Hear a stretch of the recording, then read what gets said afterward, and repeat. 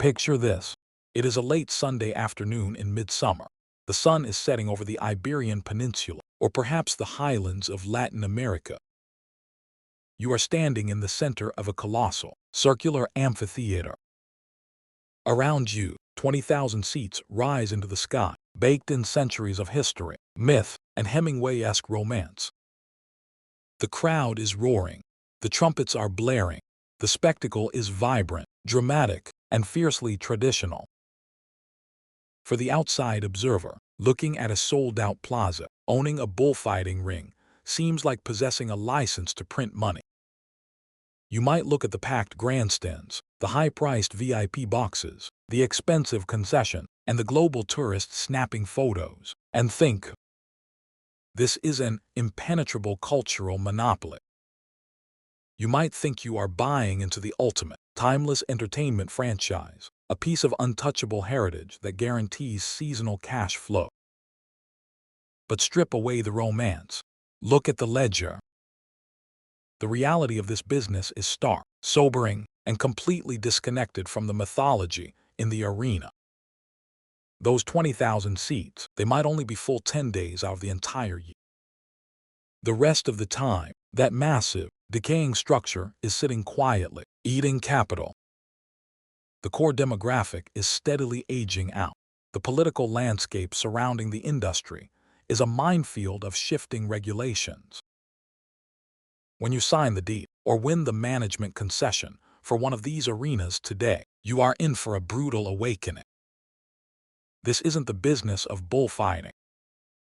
You are actually in the highly volatile business of heritage real estate management, political lobbying, and aggressive event diversification. To understand the economics of the Plaza de Toros, you have to realize that not all rings are created equal. The industry operates on a strict, almost feudal hierarchy. There are generally 4 completely different business models, operating under the same umbrella. First, the Tier 1 monumental rings. Think of the crown jewels, places like Las Ventas in Madrid or La Maestranza in Seville. These are massive, historic structures located in prime urban real estate. But here is the catch. You rarely own these outright. They are usually owned by the state or local municipality. Your business model here is winning a management concession. You pay a massive upfront fee to the government for the right to operate the building for 3 to 5 years. Your revenue relies heavily on massive volume, international tourism, and premium broadcasting rights. You are essentially a high-stakes government contractor. Second, the provincial festival rings. These are the Category 2 and Category 3 rings scattered across smaller cities and towns. Their economic structure is entirely different. They are entirely dependent on the local patron saint festival. They might operate for just 3 to 7 days a year. Without heavy, and often controversial, municipal subsidies from the local town hall, these rings would instantly go bankrupt. The business model here is less about ticket sales and more about securing local government grants in exchange for driving foot traffic to the town's hotels and restaurants. Third, the pivot arenas. These are the rings that have seen the writing on the wall. They are multi-purpose modernization projects. The owners have realized that dirt and sand do not pay the bills in winter. They have retrofitted the ancient arenas with retractable roofs, modern acoustics, and modular flooring. Their revenue structure, bullfighting might make up just 10% of their income. The rest comes from hosting international pop stars, tennis tournaments, corporate expos, and extreme motocross events. Fourth, the private breeding rings, hidden away on massive rural estates. These are small, private rings owned by the breeders. These are not for public entertainment. They are agricultural testing grounds, used strictly for evaluating the bloodlines and genetics of the livestock. The economics here are purely agricultural and business to business. They supply the product to the larger rings, entirely separate from the public ticketing economy. So, You want to operate a major ring. You have secured the capital for the lease or the purchase. You think your biggest cost is going to be marketing or hiring the star performers. You are gravely mistaken. The barrier to entry in this industry is suffocated by hidden, highly specialized overhead that outsiders never see coming. First is heritage real estate maintenance. You are not managing a modern stadium. You are acting as the custodian of a historical monument. Many of these rings are well over a century old, built from brick, stone, and specialized mortar. You cannot just call a local contractor to fix a crumbling archway. You must hire specialized heritage architects. Every repair must pass through labyrinthine zoning and cultural preservation boards. A simple bathroom renovation can take years of permits and cost triple the standard commercial rate. Next is the invisible medical infrastructure. This is not a football match where a twisted ankle requires a paramedic. Given the inherent physical risks of the spectacle, the law mandates a stunning level of medical readiness. Hidden beneath the grandstands, you must build, equip, and staff a fully functional trauma surgery unit.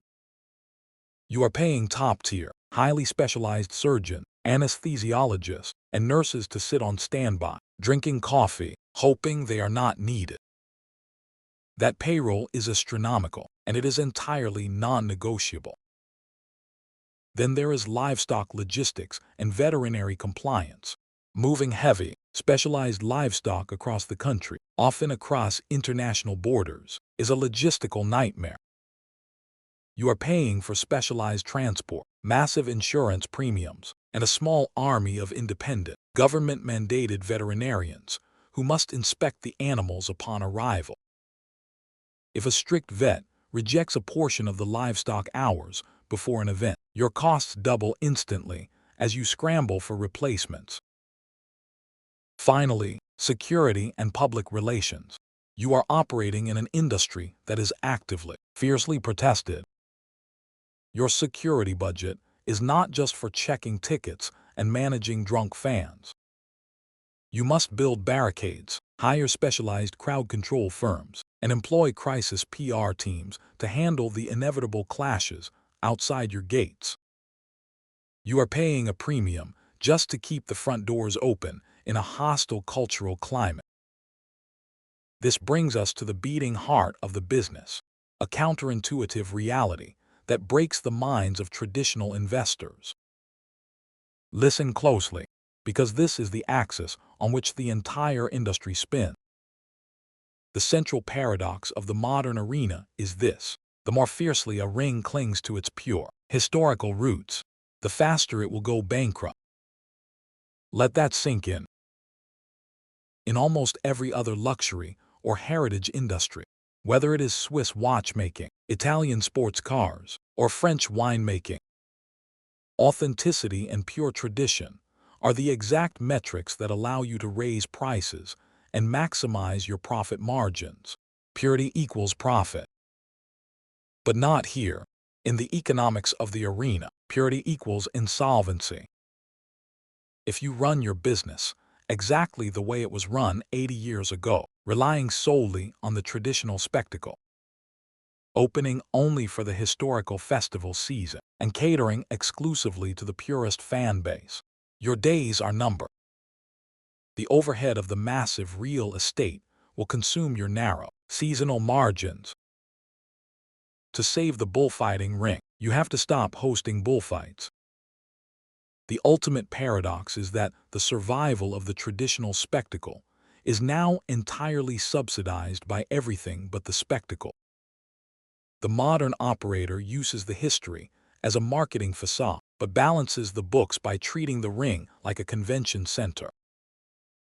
Let us look at the real world to prove this point.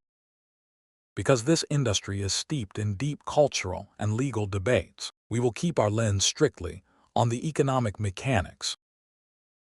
Take a look at the historical trajectory of major arenas in regions that have faced intense regulatory changes. Decades ago, Arenas like La Monumental or Las Arenas in Barcelona were bustling hubs of traditional entertainment. But as demographics shifted and political tides turned, the core business model collapsed. What happens to a massive, circular piece of prime real estate when its primary function is legislated out of existence or economically starved? Look at Las Arenas de Barcelona. The owners did not tear it down. The facade was legally protected heritage. Instead, they executed the ultimate pivot. They scooped out the inside, reinforced the historic brick shop, and transformed it into a massive, multi-level commercial shopping center and entertainment complex. The structure survived, but the economics mutated from event ticketing to retail leasing. Now, look at how management companies handle active Tier 1 arenas today. The management groups that bid for these state-owned plazas know that the actual events are a loss leader or a break-even proposition. According to industry analysts, to win the concession for a major global, a management company must guarantee millions to the regional government. How do they actually pay that? By monetizing the empty space. They launch highly lucrative, year-round guided tours for international tourists who want to see the architecture, even if they have no interest in the event itself.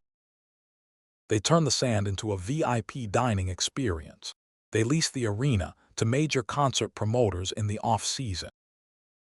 They negotiate complex, international television broadcasting rights. They survive not by being purveyors of tradition, but by being world-class real estate optimizers. Because this business relies on fragile external factors, your financial projections are essentially at the mercy of the weather, the government, and the culture. Let us look at the financial extremes.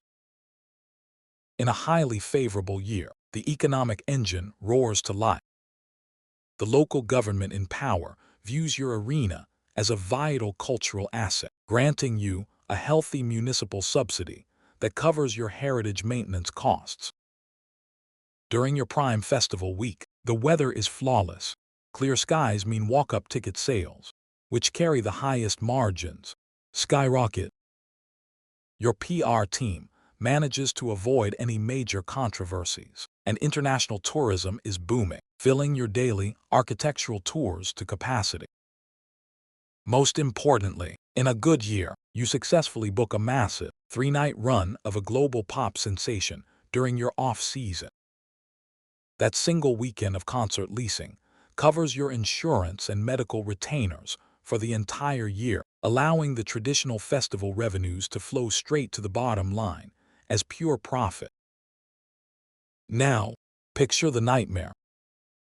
A local election sweeps in a new administration that views your industry as a moral liability. Overnight, your municipal subsidies are slashed to zero. Then, the weather turns. It rains for 3 days straight during your main open-air festival. Because your overhead is locked in via fixed contracts, the canceled events mean you absorb 100% of the costs, with absolutely zero gate revenue. Simultaneously, a new national regulation is passed regarding the transportation and welfare of livestock. Suddenly, the supply chain costs from the breeders double. To make matters worse, a viral social media campaign targets your corporate sponsors, and several pull out of the arena advertising space, leaving gaping holes in your cash flow. In a bad year, a massive heritage arena isn't an asset. It is a financial black hole that can bankrupt a management group in a single season. Ultimately, investing in this space requires a complete detachment from the romance of the spectacle. You must look past the sand, the sun, and the roaring crowds. Because at the end of the day, when the trumpets fade and the gates are locked, you realize the hardest truth of all. You do not own the arena. The arena, with its crushing history and cultural crossfire, owns you.